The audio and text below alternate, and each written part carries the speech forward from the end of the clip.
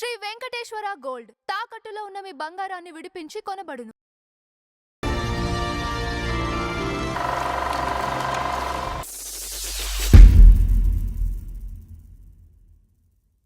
నమస్కారం నంద హరిచంద్ర గారు. నమస్కారం రాజబాబు గారు. సార్ ఈరోజు మనం ఫ్లాష్ బ్యాక్లో కొంచెం కర్ణాటక వెళ్ళొద్దాం.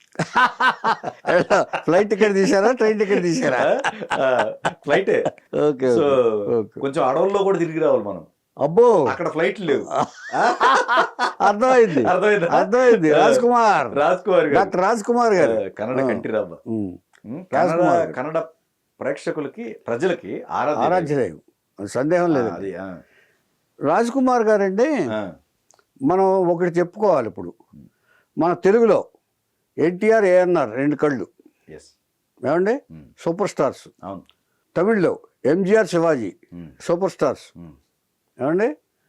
అంటే అప్పట్లో ఆయనకు సమకాలికలు చెప్తున్నాను నేను. ఆ తర్వాత చాలా మంది రజనీకాంత్, కమల్ హాసన్ వీళ్ళందరి గురించి చెప్పట్లేదు. ఆయన సమకాలికలు మాత్రం చెప్తున్నారు. మలయాళంలో మోహన్ లాల్, మమ్మట్టి, ఇలాగా మధు వీళ్ళందరూ ఉన్నారండి అప్పుడు. కానీ కర్ణాటకకు ఉన్న ఏకైక ఆరాధ్య నటుడు ఒక్క రాజకుమార్ గారు. ఇది విశేషం. ఇంకొకరు లేరా అండి? కర్ణాటక ఇంకొకరు లేరు రాజకుమార్ సాటి. ఉన్నారు చాలా మంది ఆర్టిస్టులు ఉన్నారు, కానీ ఆయనంత ఇది ఆరాధ్య నటుడు ఇంకొకరు లేరు. అభిమాన నటులు ఉన్నారు, కానీ ఆరాధ్య నటులు లేరు. ఎందుకంటే ఎన్టీ రామారావు గారు మన తెలుగులో ఏమైతే వేషాలు వేశారో అన్ని వేయగలిగిన నటుడు ఆయన ఒక్కడే అక్కడ. ఆయన శ్రీకృష్ణుడు వేస్తే శ్రీకృష్ణుడు వేశాడు. ఆయన శ్రీకృష్ణదేవరాయలు వేశారు రామారావు గారు. శ్రీకృష్ణదేవరాయలు వేయాల్సింది వేయదగిన నటుడు, వేసింది సూపర్ హిట్ కొట్టింది రాజ్ కుమార్ గారు అక్కడ. మహామంత్రి తిమ్మరుసు అక్కడ శ్రీకృష్ణదేవరాయలు టైటిల్. అంటే వెంకటేశ్వర స్వామి వేస్తే వెంకటేశ్వర స్వామి ఆయన వేశాడు ఆయన. సో ఇలాగ జానపద, సాంఘిక ఈ పాత్రలన్నీ కూడా నటించి ఆయన ఏకైక నటు ఒక్కడే కర్ణాటక ఇండస్ట్రీని నడిపించిన సూపర్ స్టారు డాక్టర్ మన రాజ్ కుమార్ గారు. ఆయన ఏకఛత్రాధిపత్యం అంటే అతిశయోక్తి కాదు. రాజ్ కుమార్ గారు కర్ణాటక చిత్రసీమను ఏకఛత్రాధిపత్యంగా వేయలేరు అంటే అతిశయోక్తి కాదు. ఇంకా మనకన్నా కాంపిటీషన్ ఉన్నారు, కానీ వేరే రాష్ట్రాల్లో ఆయనకు అసలు కాంపిటీషనే లేదు. రాజ్ కుమార్ గారు అంటే మిగతా నటులు కూడా ఆయన్ని దైవంగా భావిస్తారు.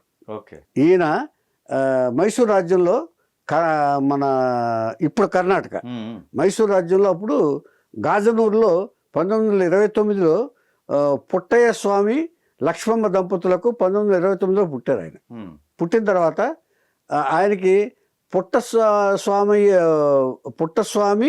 ముత్తురాజు అని పేరు పెట్టారు. ఆయన పుట్టస్వామి అంటే తండ్రి పేరు వస్తుంది. అలాగా ముత్తురాజు అంటే హనుమంతుడు, హనుమంతుడు అని అర్థం. అయిన తర్వాత చిన్నప్పటి నుంచి ఆయన నటుడే, చిన్నతనం నుంచి నటుడే. అక్కడ ఆ కళ అలా అభ్యసింది ఏంటో మరి. చిన్నప్పటి నుంచి బాలనటుడుగా నుంచి నాటకాలు వేస్తూ నాటక రంగంలోకి వచ్చిన తర్వాత రాజ్ కుమార్ అని పేరు పెట్టుకున్నాడు ఆయన. రాజ్ కుమార్ అని పేరుకుంటూ బేడర్ కన్నప్పటి చిన్న బాలనటుడుగానే బేడర్ కన్నప్పంటే అక్కడ కర్ణాటకలో ఒక సినిమా, ఆ కన్నప్ప సినిమాలో బాలనటుగా స్టార్ట్ చేశాడు ఆయన. కర్ణాటకలో సినిమా చేసిన తర్వాత ఇక అక్కడి నుంచేనండి ఆయన వరుస సినిమాలు అంటే పెద్ద కష్టపడిన సందర్భాలు లేవు. ఆయన మీరు ముక్కు చూస్తే ఎన్టీఆర్ గారి ముక్కులాగానే ఉంటుంది, రాజ్ కుమార్ గారి ముక్కు, నాసిక. సో ఆ నాసిక అలా ఉందంటే హైట్ కాదు, హైట్ అంత లేదు, హైట్ పర్సనాలిటీ కాదు. కానీ కాకపోతే ఆయన ఆ వేషాలన్నిటికీ సరిపోయే ఆర్టిస్టు రాజ్ కుమార్ గారు. ఏమండి, తర్వాత మీకు ముందు చెప్పాల్సింది మర్చిపోయాను. వీరప్పనకు కూడా మీరు అన్నారే అడవుల్లోకి వెళ్ళాలని, వీరప్పన కూడా అభిమాన నటుడు రాజ్ కుమార్ గారు. రాజ్ కుమార్ గారు తెలుగులో నటించలేదంటే పొరపాటు. ఒకే ఒక చిత్రంలో నటించారు, శ్రీ కాళహస్తీశ్వర మహత్యం. ఈశా మహేశ పాప వినాశ కైలాసవాస ఈశ. ఇప్పటి వరకు ఆ పాట వింటూనే ఉంటాం మనం. రాజ్ కుమార్ గారిని కన్నప్ప వేషంలో మర్చిపోలేం మనం. ఆ కన్ను తీస్తారు చూసారా, అది స్ట్రైట్ మూవీ కదండి. Straight movie. అదే చెప్పాను, ఒకే తెలుగు చిత్రంలో నటించారు ఆయన. తర్వాత ఈయనకున్న ఇంకో క్వాలిఫికేషను గంధర్వ గాయకుడు, సంగీతం నేర్చుకున్నారు. చిన్నప్పటి నుంచి. ఓకే. సంగీతం నేర్చుకుని ఈయన పాటలు ఈయనే పాడుకున్నారు. కాకపోతే కొన్ని సినిమాలకి ఈయన పాడకూడదని ముందు పిబి శ్రీనివాస్ గారి చేత పాడించారు. ఓకే.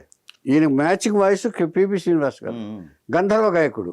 ఇంకొక విశేషం ఏంటంటే ఈయన బాలసుబ్రహ్మణ్యం గారికి ప్లేబ్యాక్ పాడారు. ఓకే. తర్వాత గుబ్బి వీరన్న సంస్థను చిన్నప్పటి నుంచి గుబ్బి వీరన్న సంస్థ నాటక సంస్థ గొప్ప పేరు సంపాదించింది కర్ణాటకలో, చాలామందికి తెలుసు అది. దాంట్లోంచి నటుడుగా వచ్చాడు ఈయన. ఓకే. నాటకాలు వేస్తూ. ఆ తర్వాత బేడర కన్నప్ప సినిమా కూడా బేడర కన్నప్పలో ముందు నటించాడు ఆయన శివభక్తుడిగా. ఓకే. ఇన్ని సినిమాలు చేసిన తర్వాత ఈయనకున్న క్వాలిఫికేషన్ ఏంటంటే గాన గంధర్వ. తర్వాత ఈయన పాట పాడిన పాటకి నేషనల్ అవార్డు వచ్చింది. ఒక నటుడు గాయకుడు అయిన తర్వాత నేషనల్ అవార్డు రావడం అనేది ఈయన ప్రథముడు. ఓకే. ఓకే. తర్వాత ఈయన చిత్రాలు 9 లాంగ్వేజెస్లో 39 చిత్రాలు రీమేక్ అయింది. ఈ రికార్డు. ఓకే. ఓకే. ఏమండి 13 చిత్రాలకి నేషనల్ అవార్డు వచ్చింది ఈయనకి. ఈయన నటించిన 13 చిత్రాలకి. ఓకే. 17 స్టేట్ అవార్డులు, కర్ణాటక స్టేట్ అవార్డులు వచ్చినాయి ఈ సినిమాలకి. నట సార్వభౌమ, గాన గంధర్వ, తర్వాత రసికరాజ, కర్ణాటక రసికరాజ నటభూషణ, దాదాసాహెబ్ ఫాల్కే అవార్డు, పద్మభూషణ్ అవార్డు. ఏమండి తర్వాత యుఎస్ కెంటకీ కాలనల్ అవార్డు పొందిన ఏకైక నటుడు యునైటెడ్ స్టేట్స్లో కెంటకీ కాలనల్ అనే అవార్డు అని పొందిన ఏకైక నటుడు డాక్టర్ రాజ్ కుమార్ గారు. ఓకే. ఇంకెవ్వరికి రాలేదు అది. తండ్రి కూడా పురాణ పాత్రలు వేసేవాడు ఆయన. తండ్రి నాటక నటుడు. ఓకే. అందుకనే ఈయనకి అలా వచ్చింది. పురాణ పాత్రలు ఎలాంటి వేసేవాడు, హిరణ్యకశిపుడు, రావణాసురుడు, ఇలాంటి ప్రతినాయక పాత్రలన్నీ వేసేవాడు. పర్సనాలిటీ బాగా ఉండేది. ఓకే. ఓకే. అందుకనే ఆ నాటకాలకు వెళుతూ రాజ్ కుమార్ గారిని తీసుకెళ్ళేవాడు ఆయన. ఓకే. తీసుకుని ఏదో చిన్న పాత్రలు ఉంటే చిన్న పాత్రలు వేయించేవాడు ఆయన. ఏమండి ఇలా ఉంటుండగా ఈయన నటన గురించి ఏమంటారంటే ఈయన ఎంజీఆర్లు 10 మంది ఎంజీఆర్లు నటన కలిస్తే డాక్టర్ రాజ్ కుమార్ ఒక్కళ్ళే అంటారు ఆయన. ఓకే. ఎంత పేరు వచ్చినా ఎంతమంది అభిమానులు వచ్చినా కూడా ఒక్క ఇలా చిరునవ్వు తప్ప ఇంకొక రియాక్షనే లేదు, ఒక అహంకారం లేదు. ఎంత సూపర్ స్టార్ అయినా కూడా, సూపర్ స్టార్ కాదు ఆరాధ్య నటుడు అయినా కూడా ఆయనకి అహంకారం లేదు, పాడు లేదు, ఏమీ లేదు. అంత సౌమ్యంగా ఉండేవారు. సౌమ్యుడు, యోగి, ధ్యానం తప్ప ఇంకేమీ లేదు. ఏమంటే 1953లో వివాహం అయింది దీనికి పార్వతమ్మ గారితో. 53 3 కుమారులు 2 అమ్మాయిలు. ఓకే. 3 కుమారులు పేర్లు చెప్పాను. శివరాజ్ కుమారు, రాఘవేంద్ర రాజ్ కుమారు, పునీత్ రాజ్ కుమారు, 2 అమ్మాయిలు. వాళ్ళ పేర్లు కూడా ఏదో ఉన్నాయి. ఏమండి ఆ తర్వాత ఇక ఈయన సినిమాలకి విపరీతమైన ఒకే థియేటర్లో సంవత్సరం ఆడిన సినిమాలు చాలా ఉన్నాయి ఈయనకి. ఆ రికార్డులు తీస్తే ఇక మనం ఇచ్చలేదు. ఏమండి ఇట్లా ఉంటున్నప్పుడు ఇక సూపర్ స్టార్ రజనీకాంత్ అని తెలుసు కదా మీకు. ఆయన ఆటోగ్రాఫ్ తీసుకున్న ఏకైక నటుడు డాక్టర్ రాజ్ కుమార్ గారు. ఆయన కాళ్ళకి నమస్కారం పెట్టి ఆటోగ్రాఫ్ తీసుకుని వచ్చిన ఇప్పటికీ ఆయన రజనీకాంత్ గారి దగ్గర ఉందట. అది ఇచ్చేది ఆయన కర్ణాటక నుంచి వచ్చారు కదా ఆయన. ఆయన చేత అలాంటి ఆయన. తర్వాత ఎన్నో భాషల్లో నటించమని అవకాశాలు వచ్చినాయి. ఒకే ఒక్క సినిమా తెలుగులో కాళహస్తమచ్చం నటించారు. అన్ని భాషల వాళ్ళు నటించమని ఈయన దగ్గరికి వచ్చారు. దాదాపు హిందీ, కేరళ, తెలుగు మొత్తం అందరూ వచ్చి ఈయన నటించమని అడిగారు. అడిగితే నేను కన్నడ భాషలో ఒకసారి తెలుగులో నటించాను, కన్నడ భాషలో తప్ప ఇంకే భాషకి నేను ప్రాధాన్యత ఇవ్వను, నా మాతృభాష నా మాతృదేశంలోనే నటిస్తానని చెప్పి సున్నితంగా తిరస్కరించిన మహానుభావుడు రాజ్ కుమార్ గారు. ఓకే. కన్నడ భాషకు ఒక గౌరవం తెచ్చిన నటుడు రాజ్ కుమార్. కర్ణాటకకి ఒక గౌరవం తెచ్చిన చలచిత్ర నటుడు రాజ్ కుమార్ గారు. అంచేత ఇలాంటి నటులు అరుదుగా ఉంటారు. అంచేత ఇప్పుడు మనం ఎవరిలో ఒకళ్ళు ఏదో ఒక లోపాలు వెతుకుతారు, ఏదో ఒక ఇది విమర్శలు వస్తూ ఉంటాయి. కానీ విమర్శలు లేని ఒకే ఒక నటుడు రాజ్ కుమార్ గారు. ఏదో విషయంలో ఏదో రూపేణ విమర్శలు వస్తూ ఉంటాయి ప్రతి నటుడికి.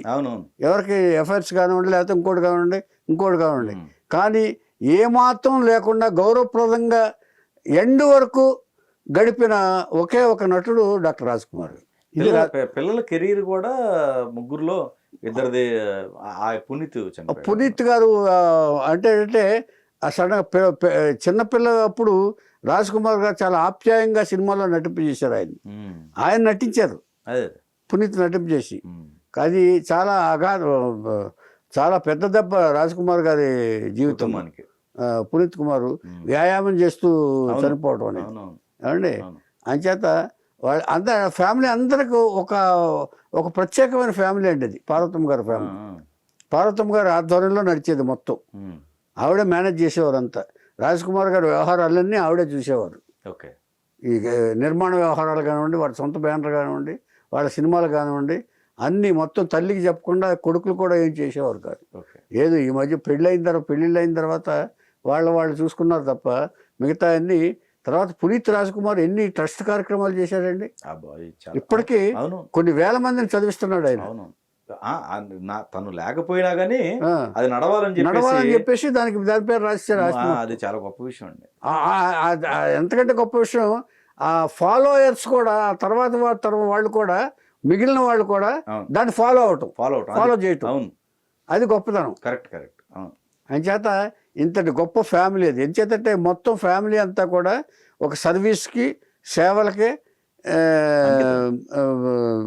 వినియోగించిన జీవితం వాడిది. అంచేత అలాంటి రాజ్ కుమార్ గారి గురించి మనం ఎంత చెప్పుకున్నా తక్కువే. ఆయన మరణించినప్పుడు మొత్తం కర్ణాటక మొత్తం స్తంభించిపోయింది.